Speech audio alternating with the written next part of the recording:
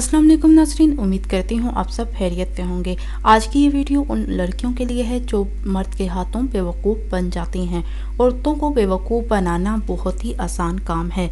शादीशुदा ख़वातीन और ख़ास तर जिनके शौहर किसी दूसरे ममालिक में काम करते हैं, उनसे गप्पे लगाने का बुनियादी मकसद सिर्फ़ और सिर्फ ज़ना है। कुछ ऐसे लड़के जिनके फेसबुक ग्रुप होते हैं जिसमें एक पोस्ट कर दी जाती है कि कितना टाइम हो गया है शौहर को देखे हुए, शौहर से प्यार की बातें किए हुए वगैरह वगैरह। इसके बाद अक्ल से पैदल ख़वातीन अपने ज़िंदगी की दास्तान ग्रुप में बताना शुरू हो जाती हैं और लड़कों से गप्पे लगाना शुरू हो जाती हैं।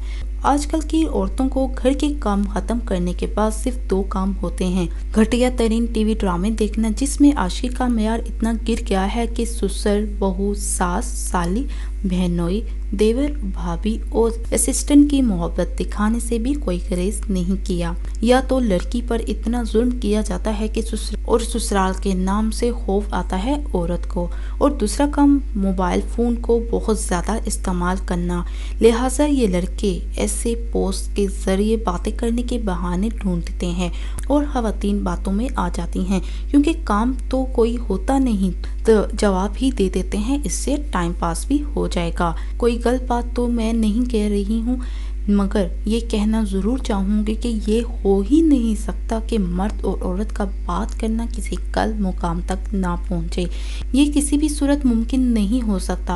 आखिर में सिर्फ ये बात कहूँगी कि अक्सर लोग ये पोस्ट करते हैं शादीशुदा ख़वातीन को तरजीह और बढ़ते हुए ताल्लुकात की क्या वजह है।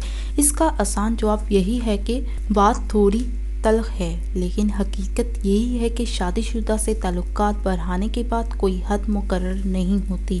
जाहिर सी बात है, शादी का तो तस्वुर ही नहीं किया जाता। एक घटिया मर्द को सिर्फ लड़कियों से मेरी ये दरख्वास्त है कि प्लीज़ अल्लाह के लिए होश के नाखून ले, वरना कि जैसे मैंने बताया है बुनियादी मकसद सिर्फ और सिर्फ ज़ना है। इसके अलावा कोई दोस्ती, कोई मोहब्बत, कोई बहन भाई का रिश्ता मुमकिन नहीं हो सकता। तो ऐसे रिश्ते बनाने से गुरेज करें। सिर्फ खून का रिश्ता ही होता है जो आपका होता है, वरना आजकल की दुनिया में कोई सच्चा रिश्ता भी नहीं मिलता।